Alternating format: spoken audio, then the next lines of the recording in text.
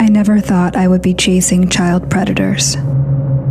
It was 2 years ago when our team intercepted conversations between a 12-year-old girl and a 40-year-old pedophile. He wasn't just talking to her, he was abusing her, coercing her, collecting images and videos, and no one in her life, her parents, sixth grade teacher, or friends, knew what was happening. I have a sixth grader of my own. I have 3 kids, actually, but you don't have to be a parent to be devastated by this. I work for a tech company that uses artificial intelligence to detect issues like grooming and sexual predation, and this is something we see constantly.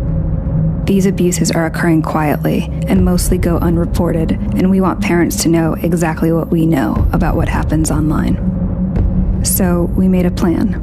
A man has been arrested for allegedly raping a 15-year-old that he met over Snapchat. Instagram has become the #1 social media site. TikTok is at the top of the free download. We've also seen firsthand the predatory symbiotic relationship that exists between Instagram and Snapchat.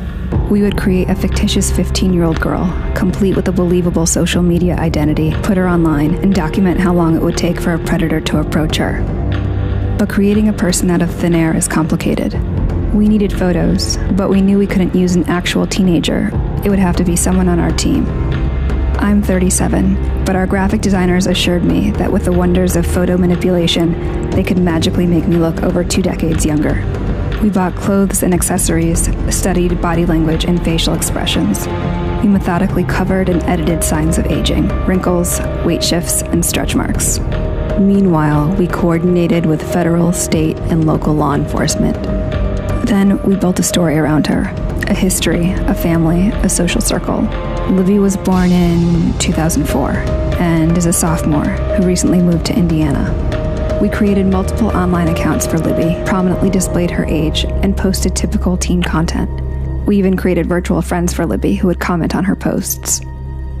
With everything in place, we would launch the project, give it a few months, and see if anyone would buy it. So we hit the button, and Libby went live.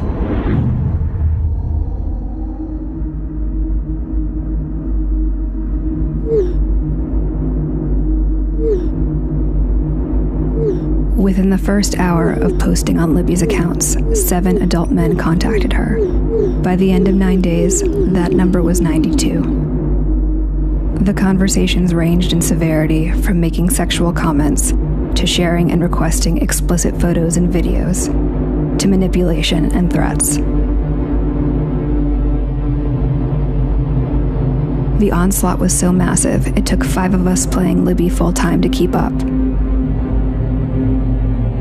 We decided to move off-site where we could scale up the operation and gather as much information and evidence as possible. Since Libby is 15, men might try to falsely justify their actions towards her because of her proximity to adulthood. Would parents question, where's the bar? Would a 13-year-old face the same barrage of predators? A 12-year-old? How young could it possibly go? The graphics team transformed me into 11-year-old Bailey. Bailey is afraid of the dark. She hasn't had her first crush yet. She's still prepubescent. A parent might assume Bailey would be insulated from any sort of predatory attack. We launched our 11-year-old persona online. 444 and go.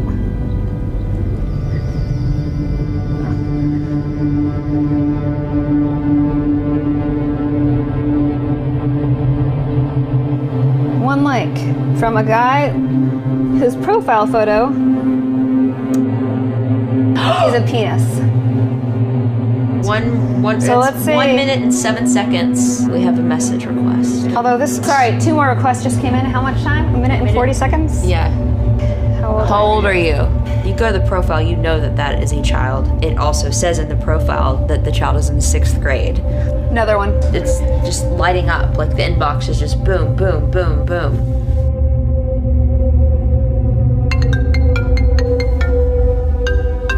An incoming video call in less than 5 minutes.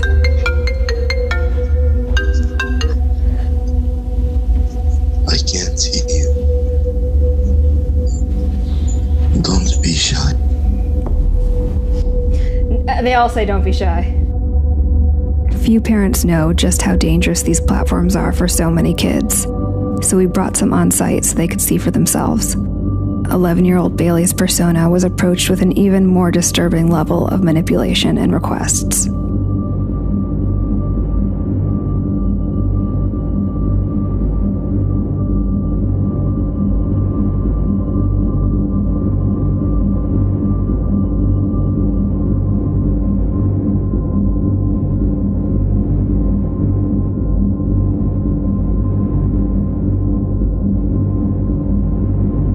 While the majority of the abuse happened from a distance, our child profiles also received requests to meet up in person, especially our 15-year-old persona. 28-year-old Keith was relentless. Like the others, he took no issue with Libby's age. He shared explicit videos of himself. He treated the virginity of an underage girl as a prize to be stolen. It was a tough decision, but if Keith wanted to meet Libby in person, we would let him. We synced up with our law enforcement contacts, and within 24 hours, we were on the ground and ready to meet. We already had evidence of what he had done online, but was he willing to carry things out in real life? We knew 37-year-old me attempting to pass for 15-year-old Libby would be a challenge. But I would wear a hat, a lot of makeup, and a big sweatshirt, and see if he showed up.